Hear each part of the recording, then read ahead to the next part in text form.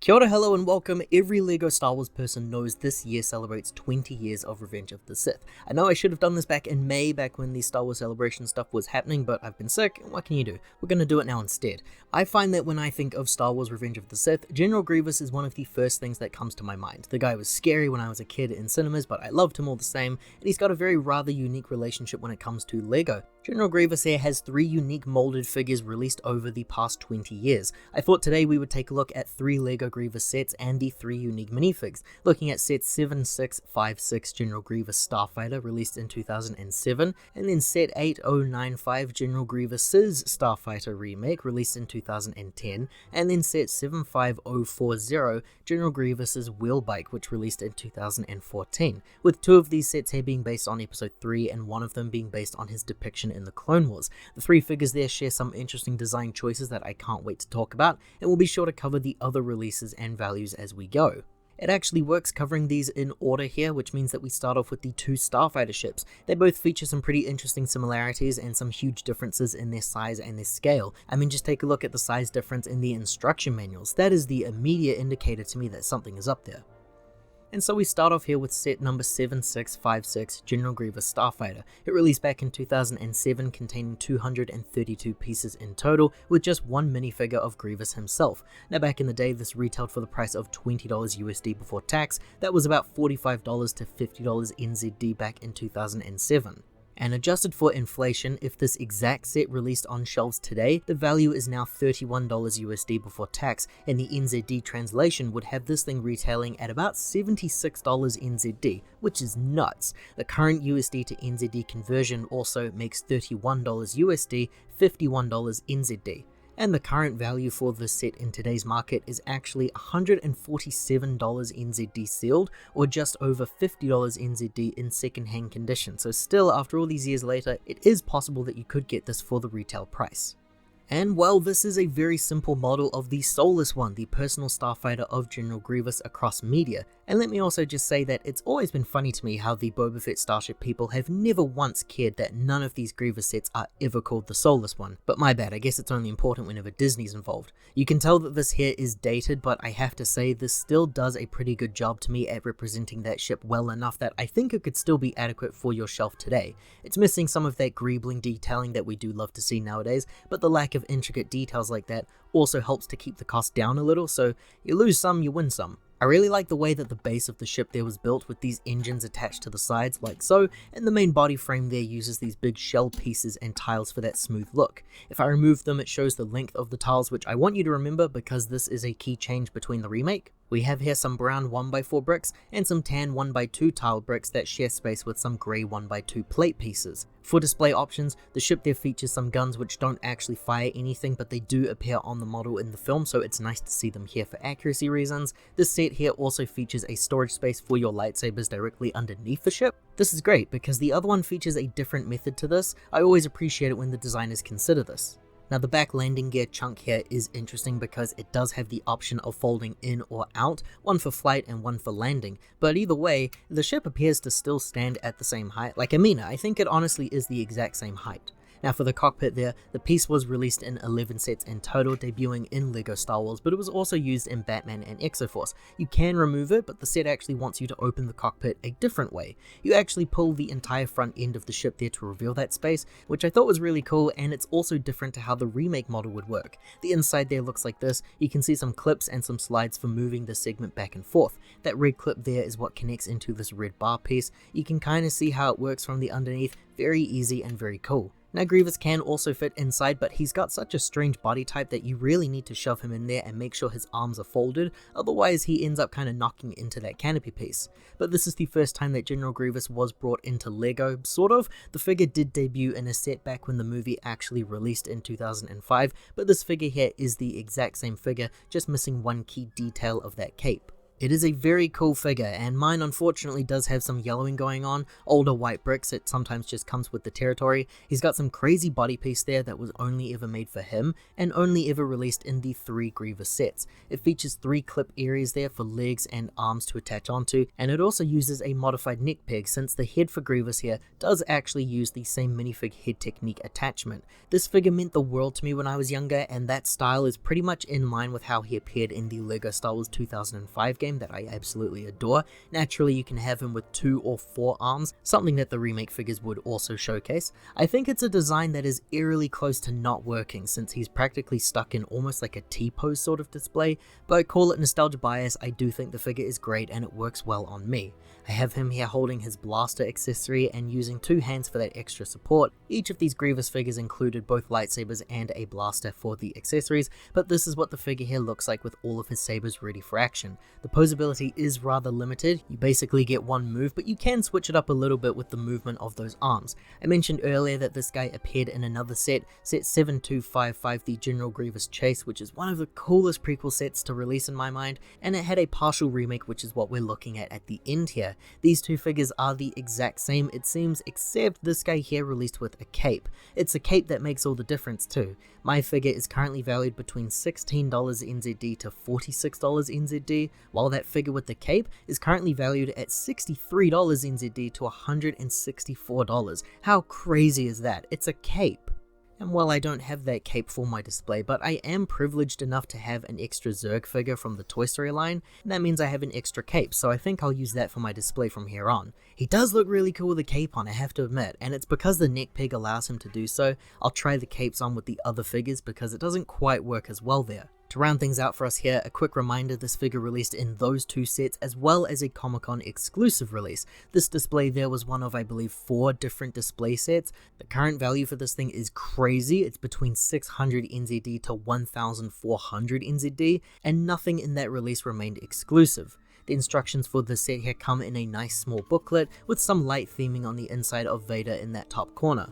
Once you complete the build, the next page offers some views on the features like the cockpit and the weapons. The next page there shows us a 2-page spread of the battle packs in action. There are more minifigures present here than were actually sold with the sets themselves, but this was the first time that LEGO began releasing amazing battle packs, and these are incredible to me. The next page there does show the sets from this wave. We've got the Grievous ship there, which we just looked at. You also have an Imperial shuttle, an older styled Y-Wing release, just in case you missed any of the other ones, and an AT-ST Walker, and the battle packs are up there as well. And then the next page here shows the Y-Wing and the Walker sets. Some close-up shots here. LEGO were all in on making sets for the original trilogy now that the prequels were done and dusted. And then here we have the inventory list, followed by some of the LEGO Club and Shop at Home stuff, and then we have this sick poster image here of Grievous. It's a very strange thing to see. I haven't seen anything like this in a long time for LEGO releases, so it kind of took me by surprise. Usually this is the winning kid.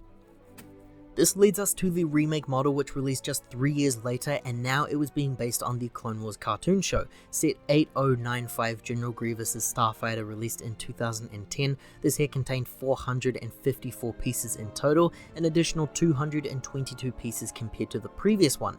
This set here actually gave you 3 minifigures, and now you had an additional 2 extra exclusives. This retailed back in the day for the price of $50 USD before tax, an increase of $30 USD. For me, it was an even 100 NZD, which was double the price of the last one. Adjusted for inflation, if this exact set released on shelves today, the value is actually $73 USD before tax, and the NZ translation would have this currently retailing for about $140 NZD. The current USD to NZD conversion makes the $73 USD price point turn into $120 NZD. And then the current value for this set in today's market is actually $240 odd in NZD sealed, or just over $86 NZD in second-hand condition. And honestly, if you can get it in good condition for that used price, that's amazing. For starters, we have an additional side build here, which the last model did not have. This here is a little mid-bay for Grievous, who in the cartoon is messed up, having bits and pieces replaced for him in some episodes, and you can tell that I haven't been able to find every piece in my collection to fix this, annoyingly enough, but this display here is how you can store the weapons included in the set. It's a pretty cool build for the chair, which just has Grievous resting on top since he does feature no stud connections beside his feet. It's a cool side build, but not that important for the ship. I'd be willing to say that in almost every way this here is a better model compared to the first attempt. Not only does it look like a stylish improvement, it uses more interesting parts there to change the shape and the size, it also features better play options as well. It's just a better model, but I would expect so given the increase both in parts and in price. Truth be told, I got this set first in life before I got the 2007 model, so this one here has always been my default one. The guns here are attached by Technic clips instead, and they appear to be a bit more in line with what we see from the source material. That orange color there is a better choice than the bright yellow. The wings or the engines are massive now, they even feature a hidden compartment of some flick-fire missiles, a very cool new addition compared to the previous model. The set there also contains a hidden missile located underneath the ship, which is something I do not remember seeing in the movies or cartoon. Has been a while since I watched either. This new cockpit piece is really cool and apparently specially made for this set only. I feel like its design probably popped up in something later on in life, maybe with a slightly different color or something. The opening there is the same general idea as the last one, but with an updated design. Here we slide this downwards rather than moving the entire body piece itself. You can see you've got this chunky Technic build there, it's connected by a rubber piece and that's what the canopy part is hitting as it closes up. I think it just helps the opening and closing process of the toy. Again, Grievous can fit inside and it's another weird tight fit that can lead to him being knocked around unless he's really packed away in there. A general side-by-side comparison of the two models there before we get into the real key differences. You can see an obvious change in size here with these things. This is how LEGO releases used to be back in my day. The remake sets would be bigger, but they would also be pricier. Today, remake sets get more expensive and the sets just get smaller. It's a bizarre thing to properly be witnessing shrinkflation with stuff, but it's happening everywhere, not just with LEGO models. Now our first set there uses this body piece, which was also used for the wings and the engine pieces, and we also see these great big shell parts for the main body too. Quick shot underneath there to show the tiles once more, 1x4 bricks alongside 1x2 tiles and plates. Things are pretty different here with the remake model. It uses the same body piece but only for the body there, with additional parts there to add some flair to that design. We also see a lot of plates there used to build up that front section, losing those shells from the last set. The build here is bigger. Removing those parts there shows the long tiles placed underneath. Here the model is using 1x4s for the whole style, a couple of tile bricks there at the very end. The engine sections are fascinating. As I mentioned, the shell from earlier is seen here working overtime, but the remake changes things up drastically. For one thing, a hidden missile section is added to the build, so this part is bigger. We also have these cool roof tile bricks with a sticker pattern on them at the top, and you can also see some extra greebling details like the nozzle pieces there and some roof tiles. As for the cockpit, I like that both use a different piece and style to one another. The opening function is similar but different, sliding open the entire body here versus just the canopy windshield piece. The back section for the original, it's simple, it gets the job done, it's lackluster to look at. Now compare that to the remake though, this design is curved, there are wings placed here at the back, some translucent fuel inclusions and some Technic bricks there that are also visible. It feels fresh and definitely different. Now the minifigures for this set are going to be the main highlight there, with the at the time brand new design for General Grievous. This here was exclusive to the set for the time, but he did appear in a couple of other sets later on. The set also gives us a very interesting brand new Jedi minifig. General Grievous here is a crazy LEGO figure release. I can't even really call him a minifigure because look at him. The level of detail and crazy molding you see here is insane. Everything on him is unique and made just for him. A crazy new skeleton-like mold for the body and the arms, all featuring some unique paint or printing that's extra detail. I've always loved this figure, but it wasn't until writing this up that I really started to see the big picture. He's got dual molding for the limbs there that feature both greys and tan coloring on every piece. It is an exceptionally detailed release. Now he too included a blaster as an accessory of course, and he also included 2 additional arms so that you can have him pose with all 4 in an attack motion. It's the same arm again with printing up top for each side. It means that the style is different now, where you clip the arm onto each other. You're left with a design like this, where Grievous can seemingly have 2 sabers attacking and 2 sabers on the defense, or moving the arms around you can get something that kind of looks like a crossguard style. For those interested, the neck peg is attached to the head, which makes the capes appear like so. It still sort of works, but the cape there, which was already longer than a traditional one, appears smaller on this kind of a figure. You can imagine a regular cape would look tiny then in comparison. This here is a quick look at our 2 Grievous figures, and to me it's like night and day in their differences. I honestly think that both figures are great. The drastic changes there are just insane to be witnessing. I honestly can't pick between the 2 of them. I am nostalgic for both, so that doesn't really help me either. If the old model ever once included some paint, then I think that figure would actually be the real winning deal here. The value of this guy is similar but slightly higher than the older figure, currently set between $44 NZD to $63 NZD in the aftermarket space. And before moving on, the other figures in the set are also worth talking about. This here is Nahdar Vebb, the newly appointed Jedi Knight in the cartoon that was the apprentice to Kit Fisto. He is a Mon Calamari character, so the head mold there is the same one used in previous releases for characters like Admiral Akbar. I believe he just features a different paint scheme. This may feel extreme, but I actually strongly dislike this minifigure because of that reason. Like I said, it's a recolor for Akbar's, but they would eventually just use this exact piece for Akbar in a set release later on. In the show, I feel Vebb has a very different stylization going on, and yeah, the Clone Wars art style is the thing that's doing a lot of the heavy lifting there, but for one thing, he does have this single barbel on his chin, which in fish anatomy is like a thin whisker sensory organ. The head shape there too is just so different to me compared to some other ones that when I look at this figure, I just see a personal custom Nahdar Vebb figure rather than an actual official release. Pretty lame, but I have to say it was 2010. The expectation of specially molded pieces being unique and such was sort of a stretch back then. Today though, that is the level of quality and detailing that LEGO themselves like to claim that they actively achieve, but what are the chances I'm ever going to see Nahdar Vebb in any set today? And then this here is EV-A4D, which is like one of Grievous's mid droids and helping him get patched up.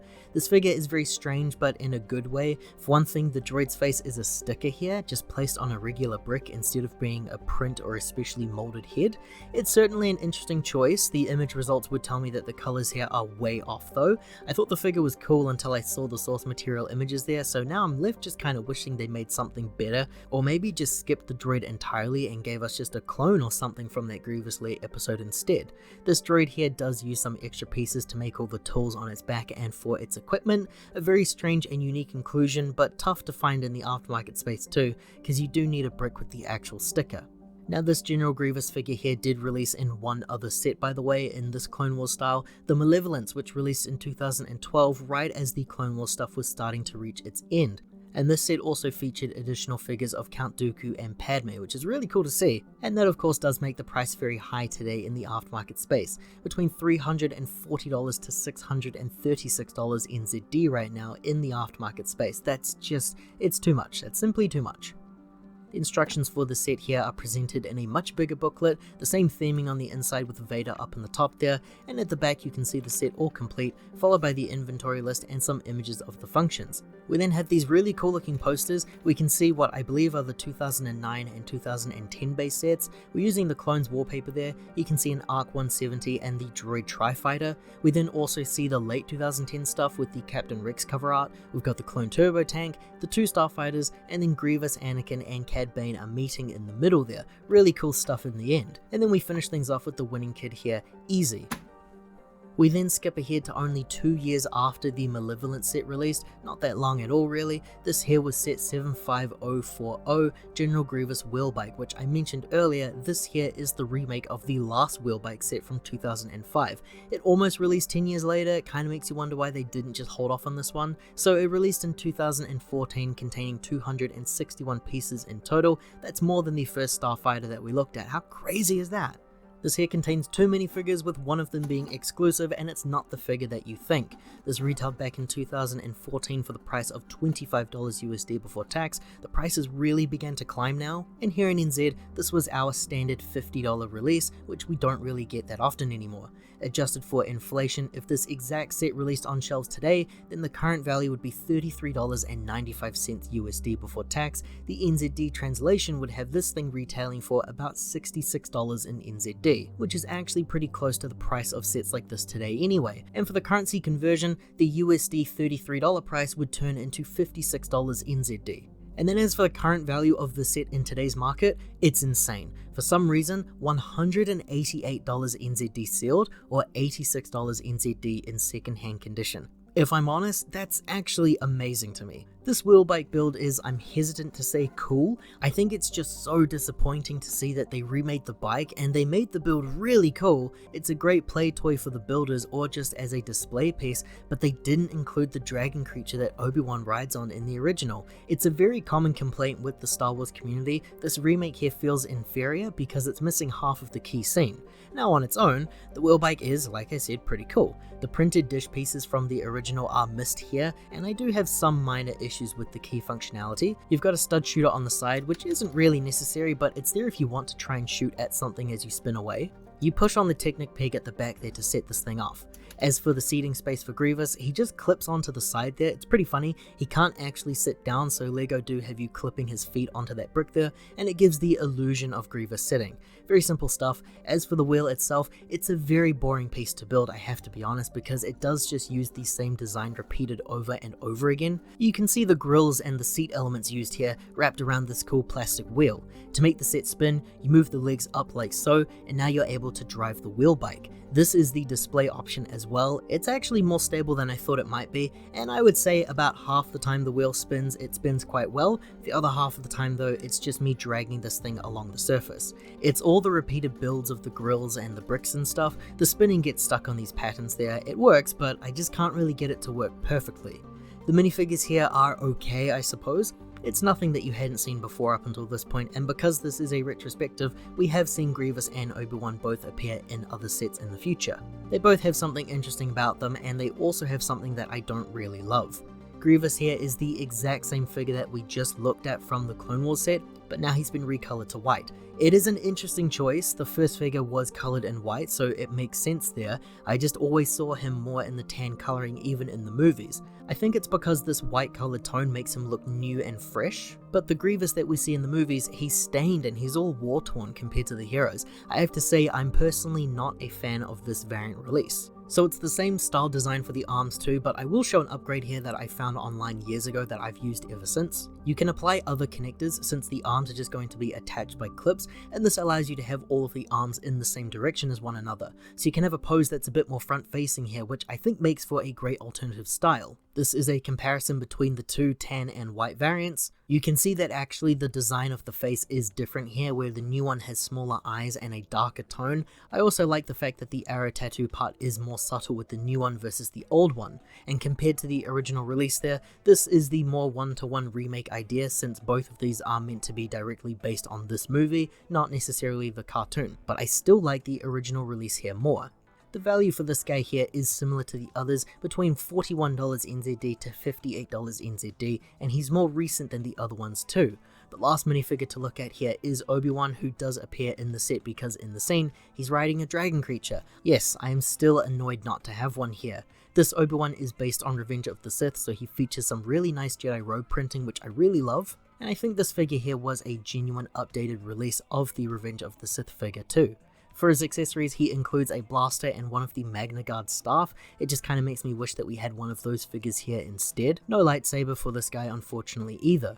A double-sided expression of a crazy angered look, which doesn't feel like an emotion that he felt at this point in the movie. He was more cocky if anything, but a nice figure nonetheless. The instructions for this set here are really beat up. The previous seller I got this from did not keep this in good condition. There is no theming inside unfortunately, but at the back here we do have the set complete, followed by the inventory list. We then have this image of the main key features, the legs and the spinning and such, and then we see this kid on the LEGO website, and we have this image here of the minifigure roster, and the actual back page here has been torn away.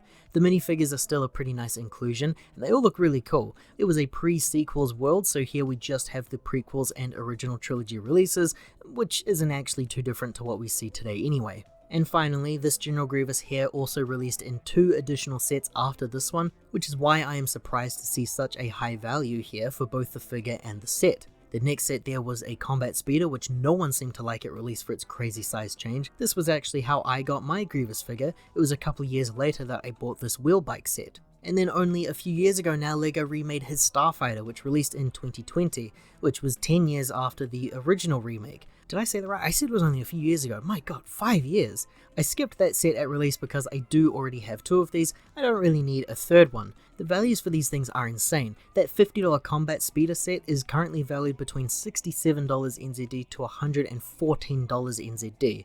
I guess that kind of tracks knowing this community though. It's just funny to know that that was a very disliked set back at release. But for his Starfighter, $165 NZD to $255 NZD. That is a very surprising price to me because everyone said at the time that Starfighter is poorly priced. Honestly, I think it just goes to show you that with this community, the prices are always going to be bad at launch for LEGO sets, but rest assured, they are going to be much worse once they retire. And there we have it, my big General Grievous video there covering the 3 main molds and releases for this figure. Now part of why I did this, I really look forward to seeing where this video goes when the new General Grievous set releases in who knows how many years. We don't have any idea of what that set could be or when LEGO might even want to consider a brand new Grievous set. That 2020 Starfighter retired in December of 2021. It's been almost 4 years since General Grievous was easily available to the public on store shelves. I think that's pretty interesting, and I look forward to seeing what's next for the Droid General. If you enjoyed this look at a LEGO Star Wars release, liking this video here and subscribing to the channel does help to support more videos like this one in the future. Thanks for watching everyone, ka kite anō, take care, and see you all next time.